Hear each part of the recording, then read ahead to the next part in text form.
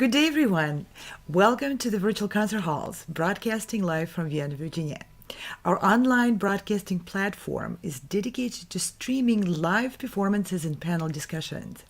We connect musicians with their audiences and with each other. We are an independent virtual stage for classical musicians, educators of all instruments and music related disciplines, for music promoters, supporters, and music lovers. Our guests join our programs from their own locations around the world.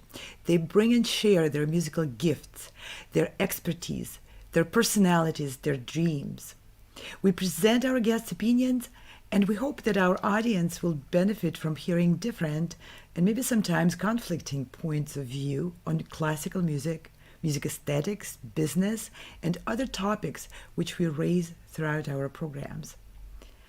Today we are presenting a Turn Up Festival webinar with a topic which is currently, to many performers and presenters, a very important and educational topic in the current circumstances. Making virtual performances look professional. And I would like to welcome the host of today's program, Robert Voisey, who is a frequent of our presentations. Rob, great to see you. Hi, Anna. Great to see you. Thank you for joining us again and bringing this very valuable content to many musicians and viewers and many of us who are struggling and trying to look forward and apply the new technology to our lives and professions. Oh, thank you, Anna. It's my pleasure. It's been my mission to promote and empower new music community for I guess the past 2 decades since I started Vox Novus. I guess let me just introduce myself. My name is Robert Voisey. I'm a composer. I'm a producer and presenter. The founder and director of Vox Novus, a new music production promotion company. And in this current climate, what I wanted to do is bring together the resources for the new music community in order to transcend the hurdles that are happening today. Specifically, musicians and their Well, it's current for everyone. What you're doing, Rob, and the expertise and experience which you bring along with you from your community is relevant to all who want to have music alive. Yes, granted, we all can't wait for things to reopen and for us to be able to re-enter our physical performance spaces. But in the meanwhile, we still want to perform. And so this creation of virtual platform for performers, composers, and educators to come together and to be together again is extremely important. And as we discussed in our previous programs, of course, the opportunities which are opened through the technology nowadays are not going to go anywhere. So if we learn how to use them to be more productive, we can be a lot more productive in the near future and the distant future too. Absolutely, and that's been kind of the goal of this project, is to bring all the resources together, musicians, composers, producers and presenters, the technology and so forth, just to kind of streamline it, bring it to and connect audiences with this community.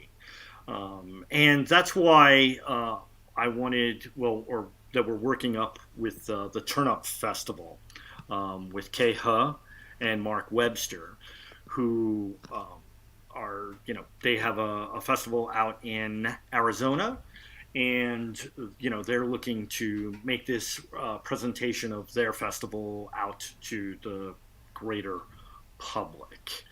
Well, and I just want to mention that the Turn Up Festival is a very forward-looking organization, and we always need to remember that behind every organization there are people with a vision. So the people who run and organize the Turn Up Festival are focused on the new music, new invention, and new ways. And these are forward-looking people who have experience in areas which are maybe less common and less familiar to majority of musicians, and they have brought today the experience and the expertise, which is going to be instrumental to anyone and everyone who is venturing into this area of virtual performances, virtual masterclasses, virtual communication in real time in the music field. Yeah. So we would like to bring in your program. Yes. Let's start bringing in the guests. Yeah, let's have Kay and Mark. Yes. Hi, Kay. Welcome, Kay. So Hi, wonderful Anna. to see you. Hi, Rob. Hi. Hi, Mark. Hi, Mark. Wonderful. Thank you for sharing your time, and thank you for coming on board with this programming. You're doing incredible things, and you're really researching the cutting edge opportunities for musicians. We're just so grateful that you're here and sharing today. Kay, why don't you tell us a little bit about the Turn Up Festival, who you are, why, what you're doing, and why. Okay. So, hi everyone here. My name is Kay He. I'm an assistant professor of music composition at the University of Arizona. As you can tell, I'm a foreign female composer, and I also do multimedia arts. I work in the US. So gender and racial equality really mean a lot to me personally. So I started Turn Up Festival when I was in Austin, Texas 3 years ago. After I moved to Tucson, Arizona, I brought the festival with me, and it has been expanded tremendously with the support of this community and also the support from the University of Arizona. Our mission of the festival is to turn up the volume and visibility of artists from underrepresented groups in music, art, and technology. So because of this pandemic, the whole community is underrepresented. Our mission is to help and do what we can do to build the community back up. We promote equality, culture connecting, and interdisciplinary collaboration. This year's festival was scheduled in the end of March, which unfortunately had to cancel due to the ever-changing situation of COVID-19. We were so excited to welcome 40 artists who would present their pieces on the festival. It was just really disappointing and discouraging because the whole production team and I had spent countless hours and effort to prepare for the events. But we truly believe art has no limits. We don't want to just give up. So Rob Voicy and Mike McFerrin and Mark Webster, and to collaborate with Virtual Concert Halls, and I to create this innovative virtual concert series, Turn Up Online. And we're launching 10 call for submissions for a variety of instruments. We will produce 10 virtual concerts to feature 10 soloists with 10 guest composers. So there are a lot of events it's going to coming up. Our goal is to really connect, and in right now this current to reconnect and also empower our new music community, especially during this very difficult time. Now I wanted to introduce you our virtual stage director, Mark Webster. So Mark, could you tell us a little bit about yourself? Sure. I'm Mark Webster. I'm owner and operator of Blue on Blue Recording Studio in Rochester, New York. And we record all kinds of music at Blue on Blue, but we do have a special focus on recording and working with classical musicians and composers to make music videos. And of course, in the past, should I go ahead and go into the how we're doing this? Sure. Yeah. So over the past, obviously since March or so, all the music videos we've been doing have been quarantine style. Everybody's recording at their home. They're not going to studios anymore. I think I've probably worked with 40 some professional musicians at this point, and literally hundreds of high school students. And a common problem that they're looking for a solution to is they don't really want to look like they're recording in their living room or in their bedroom or their kitchen or wherever. They like something that looks a little bit more like a concert. And one simple solution to doing that is to record with a backdrop. And so that's what I wanted to share a little bit about today. If we're able to bring up any of the pictures, I could show some examples of places where we've used backdrops, like the Seduction of Bree music video, if that's something we can bring up.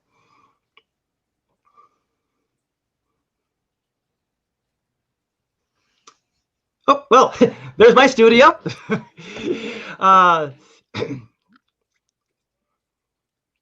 Yeah, so I really, yeah. There we go. So here's an example of a video we did a couple months ago. And you can see that everyone actually recorded in their living rooms or their bedrooms, but you couldn't tell. Everything looks very clean. It looks very much like a concert. And I do know that for everybody that was in this video, it was their first time trying to do any kind of video on their own, anything that looked, anything beyond just doing a selfie in their living room. You can bring up another example, the fanfare one. Just another example, again, same kind of thing. First time people had ever tried to do any kind of video work, but again, they're all on a black backdrop and it looks really, really like a concert. It looks professional. And let's bring up one more. There's one of the card castle. In this one, you can see people are using backdrops as well. Now you can see some different colors in there. For example, over on the right, I think she's on the Jack of Diamonds. There's a violinist with kind of an orange pink background. It looks really, really great.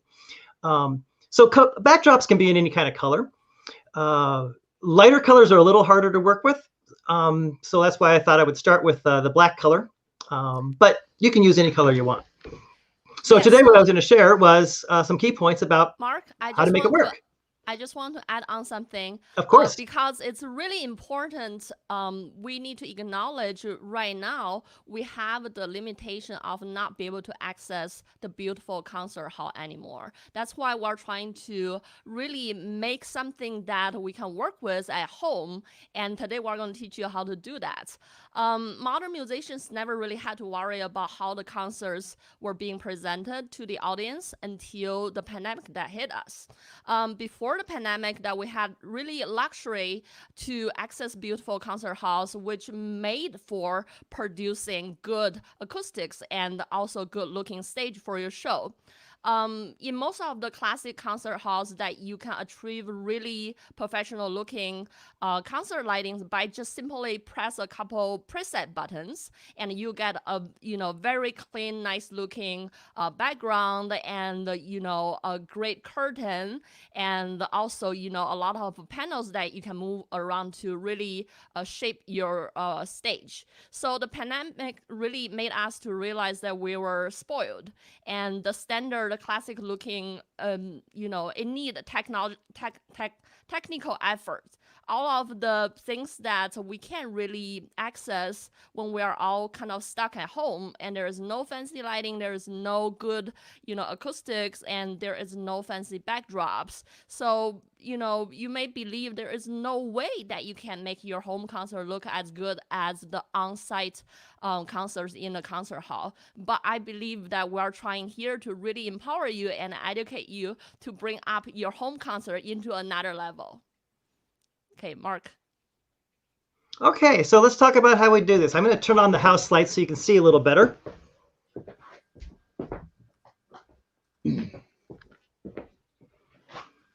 So the basic idea is that we've got a bright light that's shining on you, and then there's a backdrop behind us with no light shining on it. Ideally, no light at all.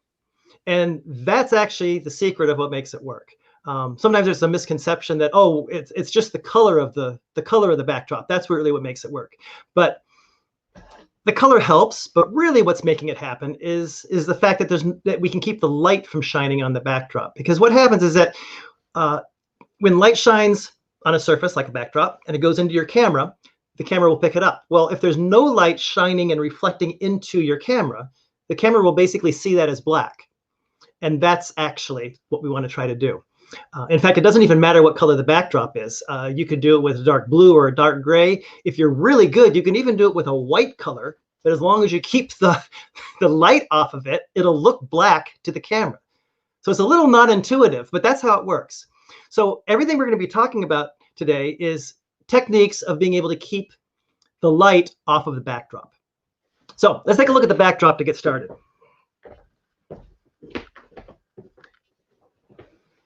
So here's the backdrop. There's nothing particularly special about it. It's just anything will work. You could use a wall that had a dark color on it. You could use a dark bed sheet. Pretty much anything. There's nothing special at all about it. The key thing is that we just want to make sure that we can keep the light off. One key point in doing that is notice that the distance between where I was sitting and where the backdrop is, there's a fair amount of distance here. But I'm going to measure this here just so you can kind of see. Looks like right now I'm about 6 or 7 feet. So I'm actually 6 or 7 feet in front of the backdrop. And that's part of the key of making it work, because it keeps the light off the back. So step number 1 is get yourself a backdrop, but then be able to position yourself somewhere like 5 or 6, 7 feet. The farther you can get away from the backdrop, the better. Okay, the second thing is, let's talk about the light. I'm going to bring my light in just so you can kind of see what it looks like. Now, my light's on a stand and it looks kind of fancy, but there's really nothing all that special about it. Ultimately, it's just a light.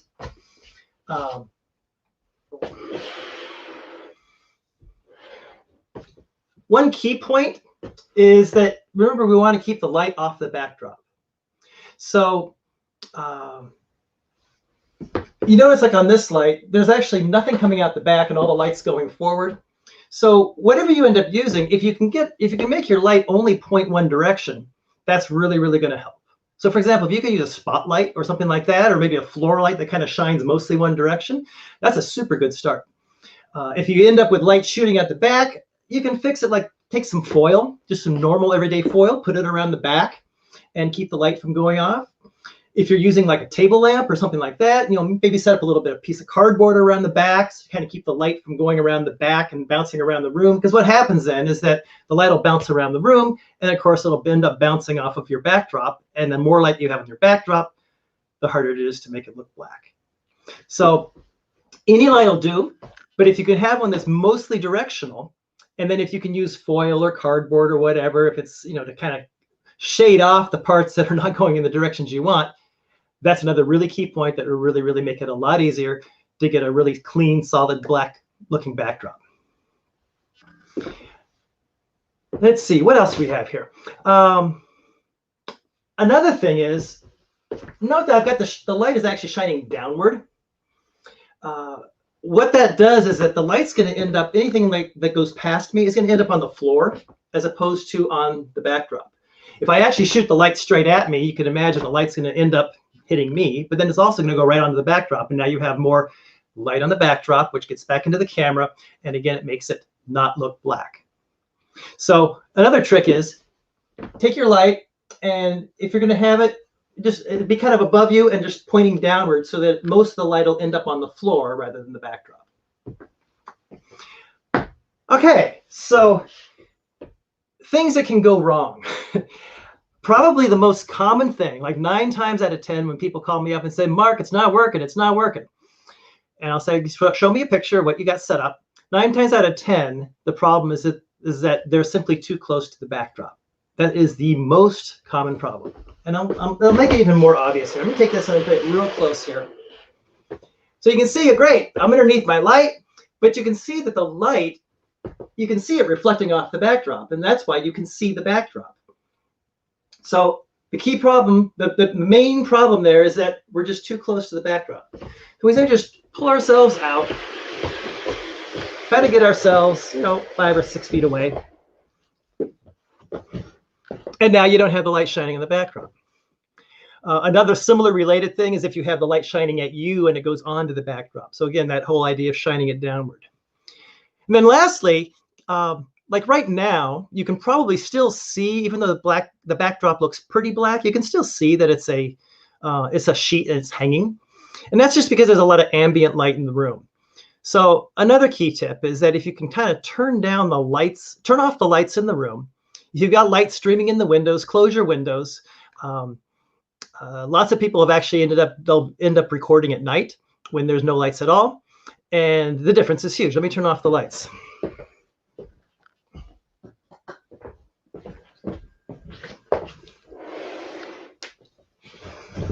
And now the backdrop looks blurry. And that's what you're looking for. So there's your tips on the backdrop and the light. One other area I'm just going to add in here is that a lot of people, probably most of the people I've worked with, they're recording with their phones. So nothing fancy. They're just using their phone.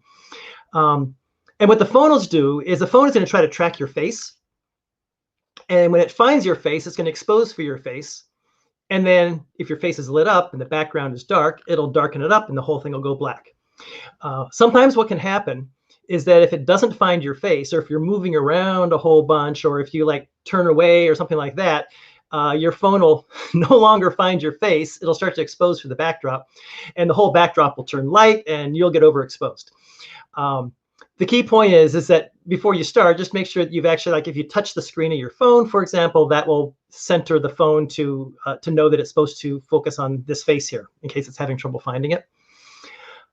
Another technique that you can use if you're looking for something a little bit more advanced, sometimes you can get an app for your phone that actually lets you manually set the exposure. That is a solution. If you happen to have like a dedicated camera, like a DSLR or something like that, there's another solution too. The easiest thing to do then is you just put everything in manual mode. You set the exposure for what you want, and then you're guaranteed to look good no matter what. But honestly, probably 95% of the people I've been working with, they just use their phone and it looks great. So anyway, there are some tips on how to get a good looking black background. I hope that helps. Kay, back to you.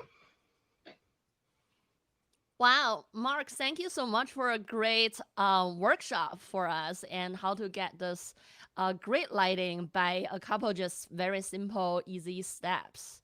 Yeah, so I would like to talk about something else other than the provide a good lighting for the stage. So there is one thing that for home concert that we are trying to battle with is distractions. Consider your home stage is a real stage, which it is. If your concert has a real audience, then you should have a real stage. You don't want any unexpected surprises to come on the stage while you perform in a concert, right?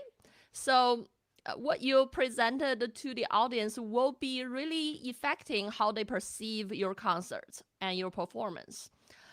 There are some tips that we can do to prevent distractions. Number one is take care of your household works that requires immediate attention before the concert, such as turn off the stoves and finish your laundry machine, things like that. And another one is to make sure to feed your pets. I have 2 cats.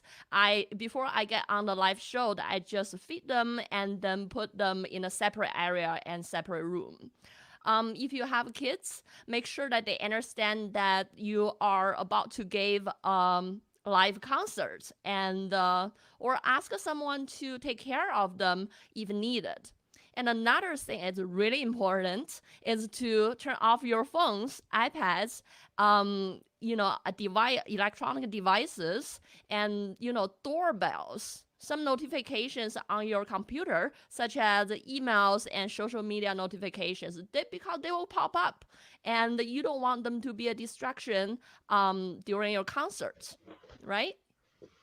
So another thing I would like to mention a little bit is about what do you wear for your virtual concerts.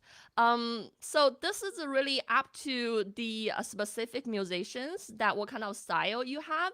But for my understanding is if you about to give a concert in a concert hall, then what are you going to wear is going to be equivalent for what are you going to wear for your home concert. So consider your home stage is a real stage because you have a real audience and you have a real talent you're going to show off during the concert, then you have a real stage. You should wear the clothes that you wanted to wear to present during your concert.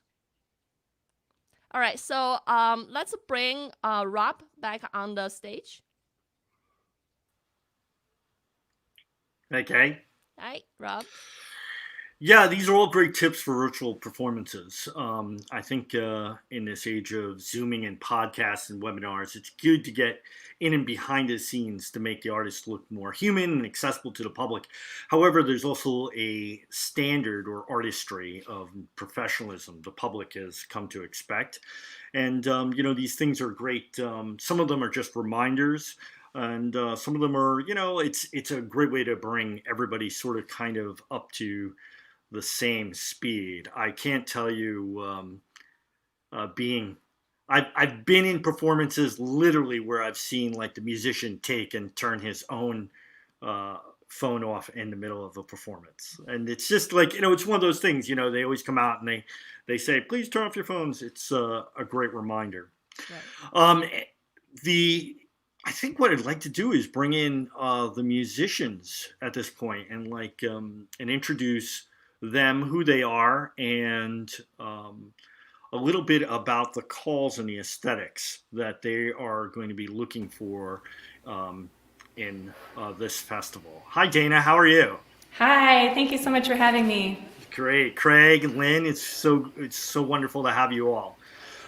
Dana, maybe you're kind of a pro at this, or so I've heard, and why don't you tell us a little bit more about yourself, what you do, and your call for works, and what type of stuff that you like to do and are looking for. Yeah, sure. So, hi everyone. I'm Dana Jessen. I'm a bassoonist and an improviser. I'm based in Oberlin, Ohio, where I teach at the conservatory. And much of what I do as an artist is really focused around blurring the lines between what is composition, what is interpretation, and what is improvisation. And as someone who truly inhabits both the world of improvised music and the world of contemporary classical music, I really try to highlight that sort of interconnectivity. Oh, I'm sorry. Dana, we were just having a little a problem with your mic. Maybe just check to see if echo cancellation is still on or off. But let's switch to Craig. Craig, tell us where you're from and what you're about. I'm a cellist. I live on a hobby farm up in the very northeast corner of the state of Iowa. In fact, as I look out the window, I can see Minnesota off in the distance. It's very cold here, and we're expecting some accumulated snow to fall again tomorrow. Wow. I've been active, playing new music as an improviser for 30-some years now, and remain engaged that way. For a long time, I played professionally in an orchestra. I no longer do that and devote myself to new music. And so tell us a little bit. So anyway, full disclosure, Craig and I have worked for many, many years. Maybe we shouldn't say. One of the things that I became acquainted with Craig is you've been doing calls for works for a long time. Yeah. It seems like I send out a call every few months. Currently, I'm chair of the Iowa Composers Forum, one of our composers group here in the Midwest. And I put out calls for scores seemingly by the month. But anyway, I remain active, and I like Dana. I also am an avid improviser. And I love electronics and have all sorts of manner of work with that kind of media. So what type of works do you like to play? You're looking for, like, if someone's feverishly writing and they want to get their work played by you, what type of stuff should they do?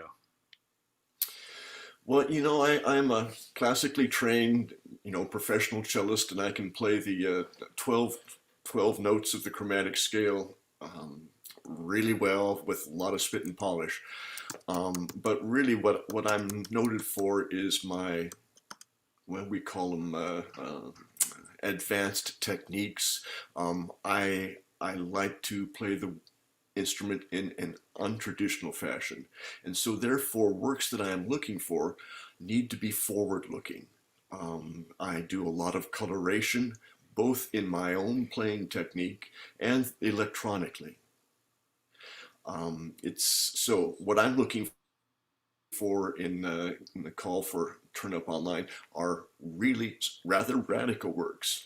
Some of my more conservative followers think they call that experimental music, and that's really, yeah. I like to experiment. I like to try to do things that other cellists don't really even want to approach, and I find that there is great expression in the areas of making sound and making noise.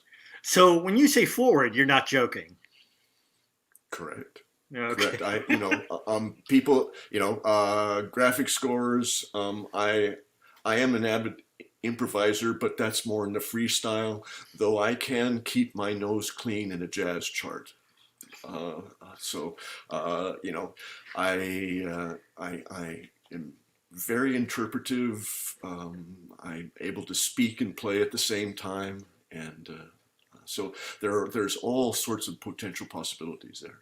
And I will say from experience, I have seen Craig in some very, very adventurous performances. So I hope the people push the gambit. It would be great. It would be great to see something that you haven't tried yet.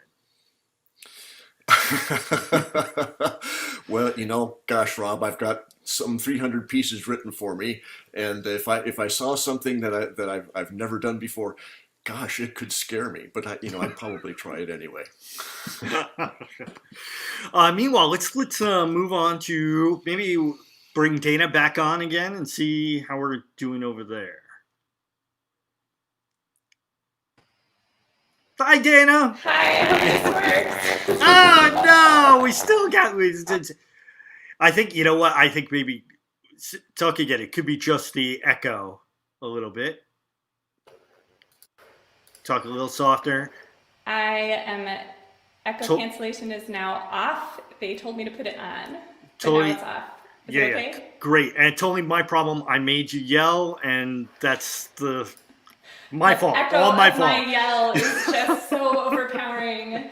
Well, maybe I'll just quickly get through in case I have any more audio problems come up again. I just want to make sure I can at least introduce myself to everyone in the community. I don't know how much everyone caught in the sort of first attempt. But again, I'm based in Oberlin, Ohio. I'm a bassoonist. I'm an improviser. Much of what I do is really focused on blurring the lines of composition, improvisation, and interpretation. That means that I love playing extended techniques. I've created a huge personal language myself through what I do as an improviser. And that helps often inform many of my collaborative projects with composers.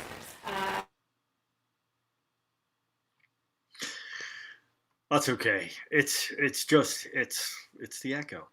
There's always echo problems. But you know what? Let's move on to Lynn. Hi, Lynn. Hi, Rob. Nice to see you. Good to see you, Lynn. Lynn, another admission. Lynn and I have also worked for a while, right, Lynn? Yeah, it's been a while. A little bit. Lynn and I are both based here in New York City. She has been you've been on several different of my programs, right? Composer's Voice, 15 Minutes of Fame. Yep. And so welcome. This is yet another endeavor. Why don't you tell us a little bit about yourself, what you like to do, how you do it here in New York City and so forth. Okay. Well, I'm a violinist and a composer, and most of the music I write is violin with electronics, or strings with electronics, or winds with electronics, percussion with electronics. But I do also write some stuff without electronics. And I specialize in playing new music, but I also have done lots of pop music and am classically trained. And you know, every once in a while, it's great to play some Bach and some Mozart and Beethoven. I do like that stuff. Those guys, even though they're from different generation, obviously. So that's basically what I do. I have a few different chamber music groups that also specialize in new music. And yeah, so that's a little bit about me. And like, so we've got your call coming up. Great. What type of stuff do you like to play, or are you looking for from a composer? Let's see. Well, I do like, you know, the pieces with electronics. I think they're really fun. I like things that are kind of rhythmic sometimes, or energetic, I guess I would say. But I also like very sort of ethereal sounding music too.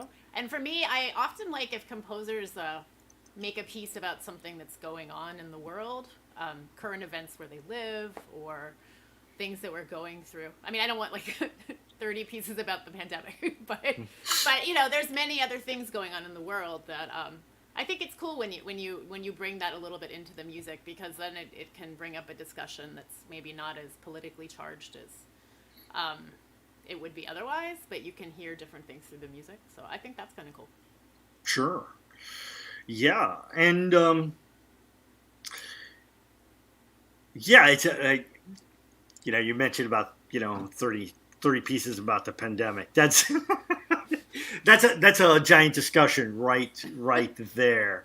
I always feel I'm the opposite. You know, I almost don't want people with related topics unless they're specifically motivated by it, if that makes any sense, Yeah. right? I don't. But anyway, it's not about me. And as far as like techniques or styles or so forth, it doesn't. Sure. I'm very well versed in all the extended techniques, and I'm classically trained, so I can definitely get around the instrument pretty well. I do a little bit of improv, more in like a new music-y kind of way, but I can do improvisation. So yeah. You know. So, you know, and part of the you know, mission of like this webinar is definitely to give like, you know, like helpful tips about you know, what works, what doesn't. Sometimes it's just about the technology, you know, figuring out, you know, it's the technology we're particularly using is not Zoom. You know, it's a broadcasting and so forth. So maybe if we could bring everybody back on. You know, part of also what we're doing and how we're doing is also to represent a style and aesthetic that that we're portraying, like the black backdrop and how we want to portray it and so forth. But I think if we could, what kind of questions, you know, Lynn and Craig, if just jump on in, that you might have for what we're doing, how we're doing it, things that, you know, are sort of, you have about the festival. Simple to complex, it doesn't matter. Okay. How Go ahead. long are these How long are these concerts lasting? Are they hour length? They're going to be about an hour length. And So then so after that, the goal that we're hoping to do is that we'll have about an hour length concert with interviews and dialogues with composers and musicians in between it. We'll have a featured composer. So not only will we be playing the works from 3 or more selected composers, but we'll have that featured composer there as well. We'll talk. We'll hope to break or have a segue and then do a masterclass afterwards, which will be speaking about some of the compositions that we received and talk specifically to that composer, the featured composer, and the featured musician. And we figure the masterclass will be another hour-ish. And do the composers in the masterclass, are they ones that we chose for the performance, or it can be other works we received that maybe we didn't feel like we were able to perform for this show, or how does that work? Oh, you mean the selected composers for the master class? Yeah, does it have to be people we just performed, or can it be anybody who submitted something, or anybody in general? It's only from the submissions that we get. Okay. And it may or may not include the people who have been selected for the performance. I had another question. Yeah, go for it. So for the actual performance part, do you want it live in the moment, or do you want us to record that in advance and then we switch, from the talking with the guest composer to that, and then we switch back to the live talking for the masterclass? So, okay. So there's sort of two. Let me put on my producer hat. And the first thing is when you're making a production or producing something, the show must go on. And I've done a whole bunch of electronic concerts and so forth, which would seem pretty straightforward. It's just going in through one output and then it's going to play. And I cannot even tell you how many things can go wrong. So what our goal will be to have an video that is available to present before we go on live. Okay. And we maybe bring back in Craig, a perfect example. We did a 15 Minutes of Fame not very long ago, and at first I was very gung-ho and was like, oh, we're going to do this, it'll be great, it'll be online. He's like, I'm in Iowa, the connectivity is... I was like, we'll be okay, what is it, and so forth. And he's like, but you know what, let's be pros, we'll record it all. And you know what, I can't even... What's the name of that storm? Derecho. Derecho. I have never heard of that before. And it was straight line winds from Iowa through Illinois into Indiana, and it happened on just before the weekend of our 15 Minutes of Fame broadcast here on Virtual Concert Halls, and we didn't have any internet hardly at all, and I tried to do it on the interview parts on my cell phone, and it just did not work. And fortunately Rob was able to bail me out, and we had the videos of all those pieces, and so the show went on. Here on the farm, it's life is easy, and we don't have any of the urban challenges, but what we have is called satellite internet. And that means if there's a snowstorm that blows through here, we have no online connection, and so that's it's dicey for me to base everything live online. It would be different if I was in a urban setting, but such is the challenge. I see Dana's here on with us. Hopefully. Hopefully we've cracked the case that they've told me if Rob starts to cringe, that I have to quickly make some adjustments in my settings. That's okay. Good to have you back.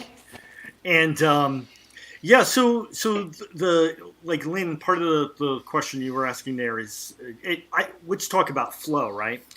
And I think that we're going to record everything, and then we're going to gauge sort of ebb and flow of doing performances, and maybe that'll be about when people are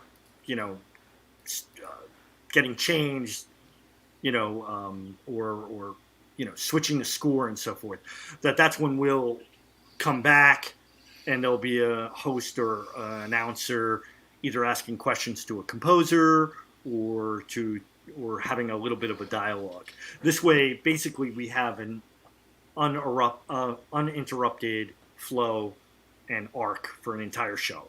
And that's going to be so our goal is to create one solid show, yet still be dynamic and sort of connect with the audiences in real time. That makes sense. That was it's a big answer. I'm sorry. Okay, no, I get it. It's good.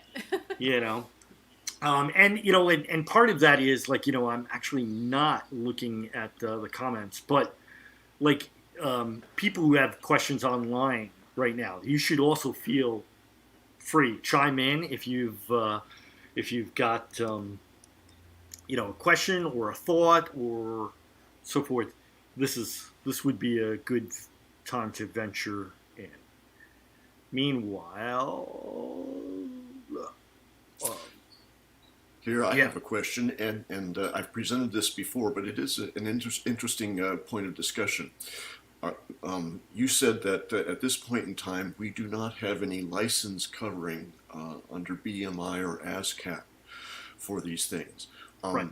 Are online performances really covered by these organizations? it is a pretty complex question as far as that goes. Simple answer is that for these broadcasters that we're doing for virtual concert halls, they are broadcasting and streaming out to several different services like Facebook, YouTube, such forth. And those places usually require that you own all the licenses to your material, because they're the ones that are kind of obligated in a lot of ways. So definitely copyrighted and protected material is under those banners. I know that there are some producers that do like pop music. They obviously produce onto YouTube and so forth and everything, and they have licenses. But I don't think that they are covered by YouTube and Facebook and so forth. Does that make sense? What do you think the licensing entities, BMI and ASCAP, do you think they would, if another organization were to declare these performances on their blanket coverage, do you think that these would be allowable for compensation to the actual creators? Possibly. I think, yeah. I mean, I guess the best would be to ask them. My assumption is that they will accept any contract that you're willing to sign, and they will, I'm sure they have some algorithm that they use in order to that they use for reimbursement, and that they would do that. That's my assumption. ASCAP, BMI is a little bit different, but I also think that they will accept anything that you're willing to sign with them and do. You're talking about like from another, like a sponsoring organization. Yes. Yeah. Sure. Yeah. And we will be looking into that. I mean, that's kind of, so, part of what we've been doing is building an economic engine into all of this for the future. And, we're building. And so that's part of the process.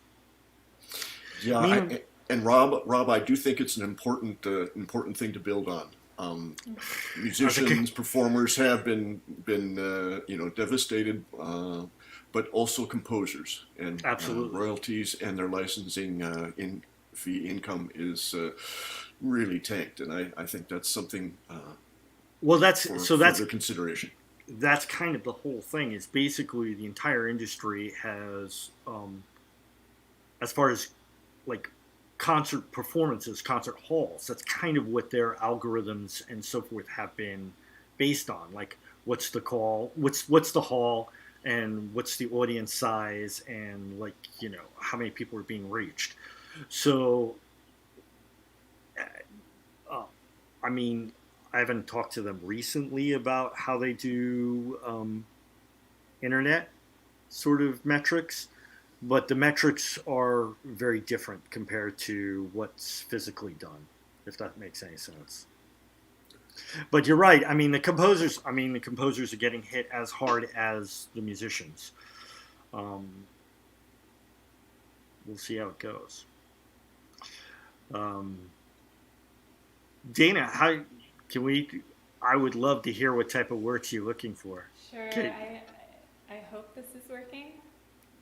Please give me a thumbs up. Thank you. Great. Okay. So, yeah, I'm super interested in improvised music and very, experimental music.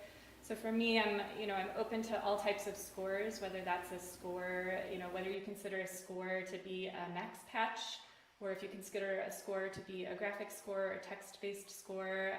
I very much inhabit the improvised music world, and so that is not something that is unfamiliar to me at all. And in fact, that helps inform a lot of what I do as an artist, and helps me, that's helped create my personal language. So yeah, I don't know how much of it you actually caught at the beginning, but a lot of what I do really tries to blur the lines between composition, interpretation, and improvisation.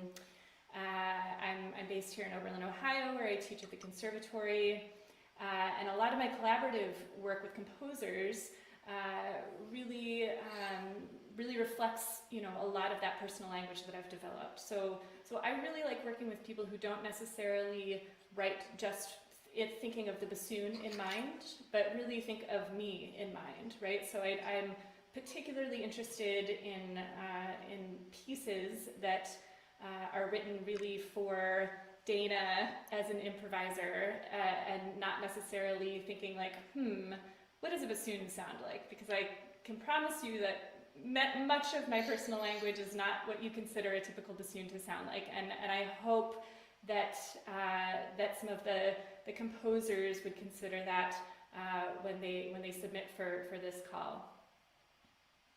Yeah, and I want to encourage every single composer, first, write for everybody, but also like check out the call. We're designing them specifically for each musician.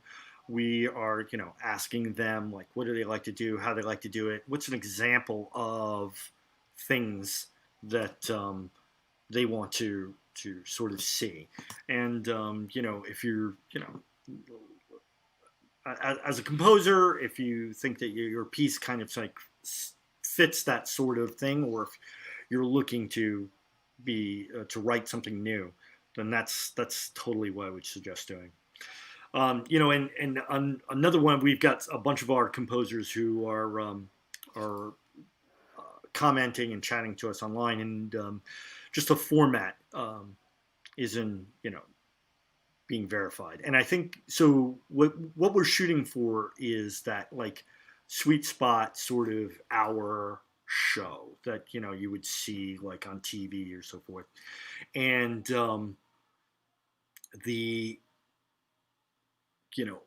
like we're going to be doing interviews, and there's going to be sort of ebb and flow to how the show goes. So we're looking for about 35 to 45 minutes of music, sort of depending on the submissions that we get, the lengths of the submissions. We're hoping to get about 3 composers, up to 5. We don't really want to do less. We don't really want to select less than 2 composers. Again, it's all going to depend on the type of pieces that we receive from the the new music community. But we feel like that's going to be a good like basis where we're not talking too much, and then the music is like has a good arc to it, and that also is engaging. One of our focuses too is to bring audiences of all types, composers, musicians, the general public, mom, dad, your fans, friends, and get them to engage, listen to the music, but also to see who we are, what we do, how we do it, why we're doing it. It's a great humanizing aspect and outreach to our audiences. Yeah. So does anybody else have any other questions? It can be literally about anything. When I say anything, how about we just keep it sort of technical-ish? So one of the questions was, we were talking a little bit about attire, and I think I'll let Kay speak more to this, but I think what we're trying to do is find something that is professional looking. This isn't Zoom, right? And something that's cohesive to the festival. What we'll probably do is get everybody together, like on like a group email, and just talk about what's more comfortable. But Kay, maybe you want to talk a little bit more about that? Yeah, so I got some questions to ask me, like, what should I wear for this virtual concert? Because, I'm sort of feeling weird to wear a ballroom gown in my living room.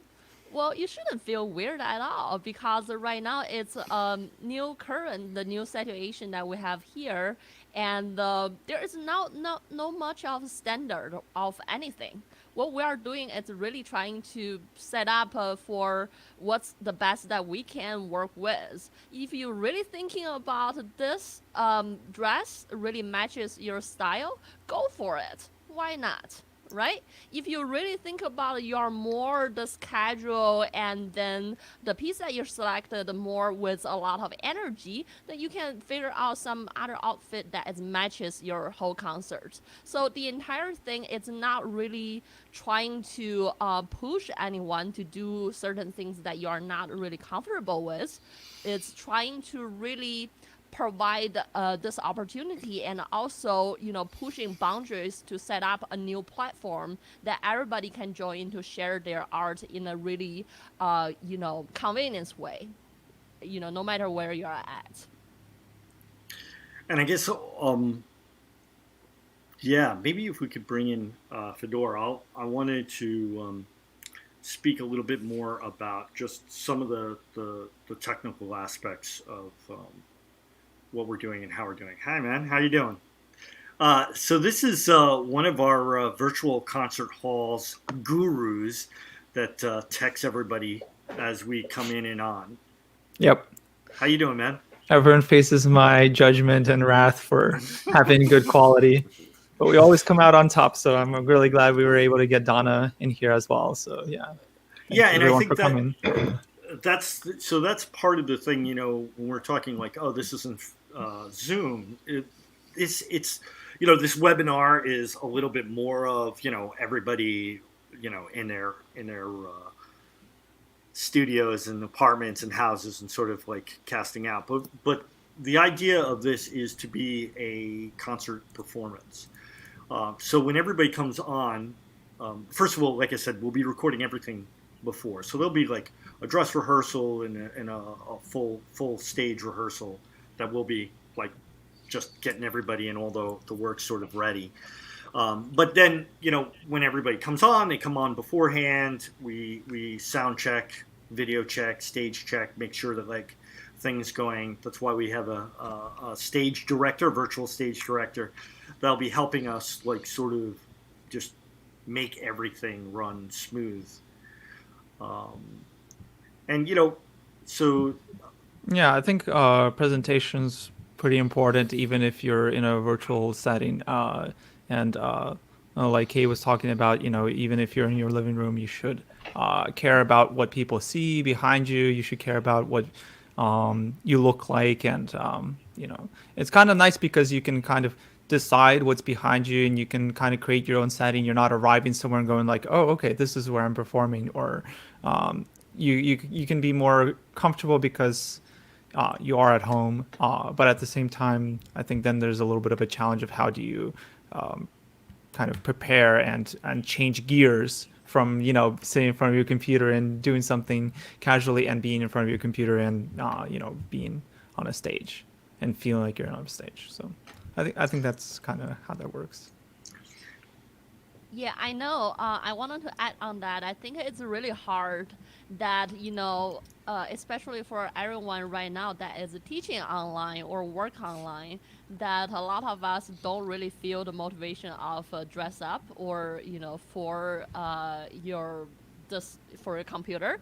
But I think it's important that we need to really realize that this is our world now, at least for in within a month or half a year or so. So if this is our world, this is our window to present ourselves, then we really need to figure out a way to how to make it to present the real us that we would like other to see, right? So I believe if you really have this great thinking about, okay, so I'm accepting that I have to play this, a great set of a program in my living room, then I wanted to look as good as it could happen in an on-site concert hall. And you can do it, and it's not very hard. That's why we're really trying to provide this information workshops to help you guys to get there. Yeah, make sure you water your plants so they're not, dying in the background or anything like that. And you're all set, Right. Like, Yeah, we had some people with some really great like gardens in their background, and that's really refreshing as well. Because if it's just a home, just a blank wall, I think that's also kind of not.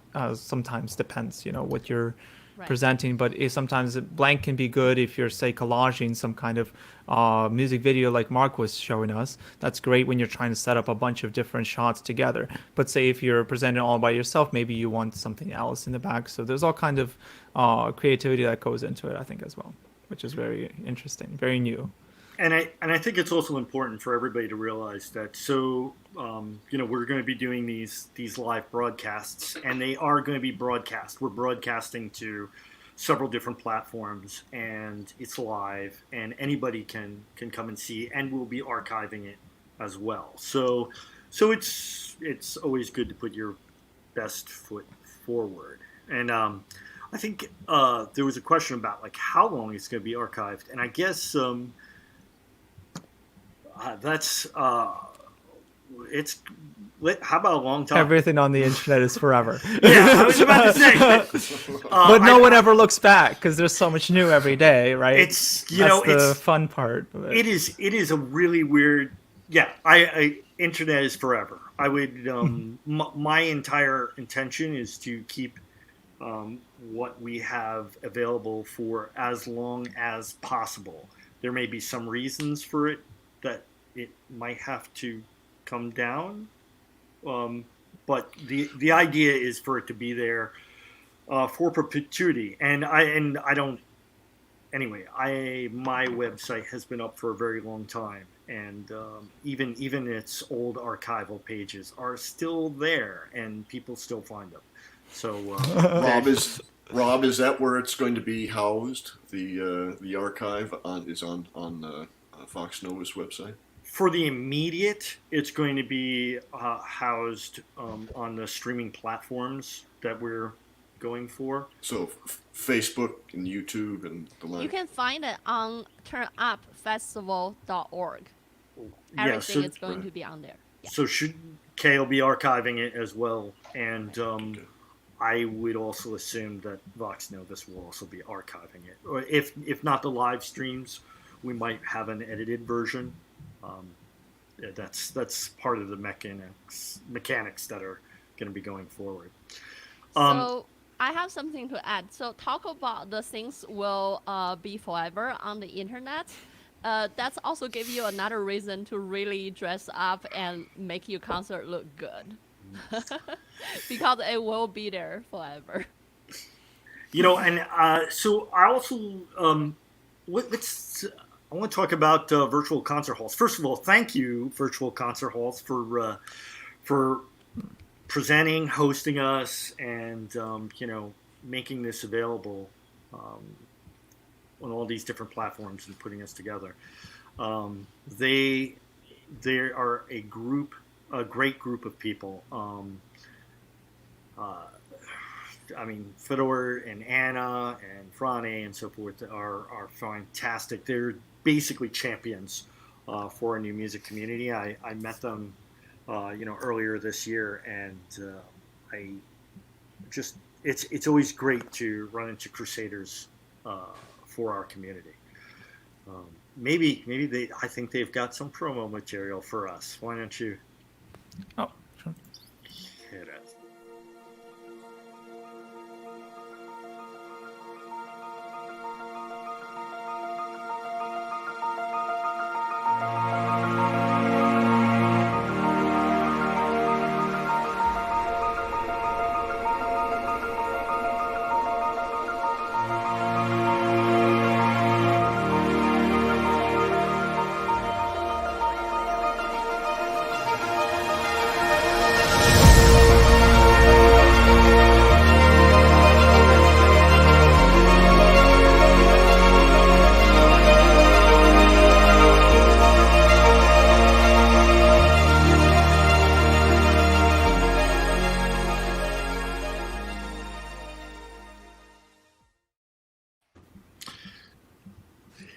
Yeah. Feels like so long ago, honestly.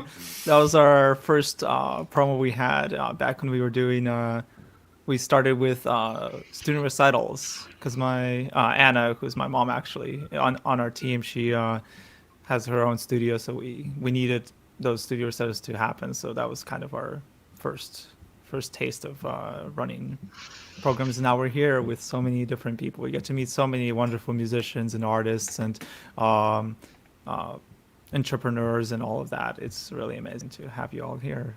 Yeah. Virtual Concert Halls is also putting together this wonderful contest called Espressivo for Sound musician- Espressivo competition, a global competition. Yeah. Tell us about that, Fedor. Yeah, that competition is pretty big. It's on a global scale because we have the internet to connect us from all regions of the world. We're trying to expand opportunities everywhere. And since we can help people get good quality of video and audio, and we invite a lot of people from everywhere to perform and compete. And it's a very unique competition because we're moving away from the common rules that are pretty restrictive and pretty they kind of set what music you can play, and everyone kind of plays the same things, and the judges can sometimes feel pretty rigid because they're making decisions on their own, or there's not really much communication, or there's kind of a gap between the performers and the judges, and a lot of things like that have existed for a while. We're trying to bridge, and we're always about connection. So that's the theme we're trying to fuel into the competition as well, and maybe change how that is approached, and we'll see how that kind of turns out. We definitely want you to show compete. If you're watching, definitely check it out. We have a preview for that as well. No matter where you are or who you are, music connects us all. We started with a dream, but now we are paving the future. Welcome to the Sound Espressivo Global Competition. Fully virtual, yet bringing musicians closer together than ever before, now on a global scale. True live, inclusivity, diversity, connection, community, an extraordinary array of judges.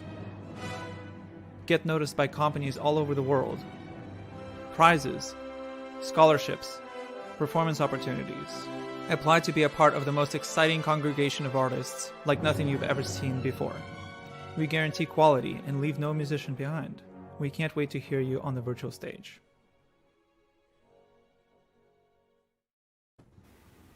And full disclosure, I am one of the judges there too, and Vox Novus is going to be.